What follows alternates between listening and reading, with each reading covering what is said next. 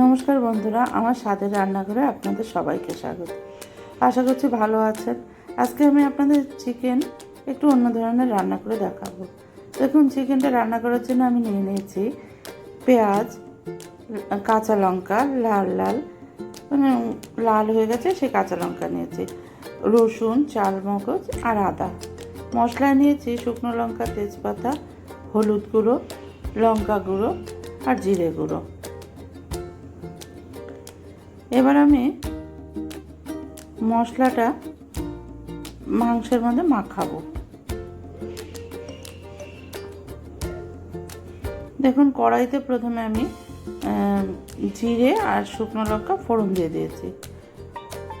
মাখানোটা আর আপনাদের দেখালাম না। তারপর পেঁয়াজ ফোড়নে দিয়ে দিয়েছি। কিছুটা পেঁয়াজ আমি আলাদা করে রেখেছিলাম, সেটা আমি ফোড়নে দিয়ে দিয়েছি।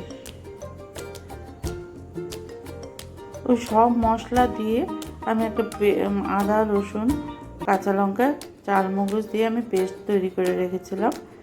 সেই পেস্ট দিয়ে একটু নুন আর তেল দিয়ে আমি মাখিয়ে মিনিট 15 মতো রেখে দিয়েছিলাম। রেখে এবার আমি মাখানোটা হয়ে গেছে, একটু ম্যারিনেট করে রেখেছিলাম, সেটা হয়ে গেছে মিনিট 15 মতো। এবার আমি ফোড়ন দিয়ে কড়াইতে মাংসটা দিয়ে দিলাম। একই সঙ্গে আমি কটা পেঁপেও দিলাম। মাংসের পেঁপে খেতে খুব ভালো লাগে, আমার ঘরেতে খুব পছন্দ করে। সব সময় হয়ে ওঠে না, ঘরে থাকে না, যখন থাকে আমি সেটা দিই। এবার ভেজে রাখা আলুগুলো আমি দিয়ে দিলাম।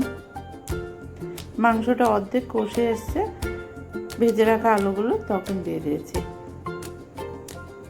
আলুটা ভাজতে ভাজতে অর্ধেকটা হয়ে এসেছিলো, যার জন্য আমি মাংসটা কষার পরেই দিলাম। এবার দুটো জিনিসই কষে গেছে, এবার আমি ঝোল দিয়ে দিলাম। এবার নামানোর আগে আমি গরম মশলা ছিটিয়ে দিয়ে দিলাম। ঝোলটা আমার হয়ে গেছে। এই দেখুন কি সুন্দর তৈরি হয়ে গেল মাংস।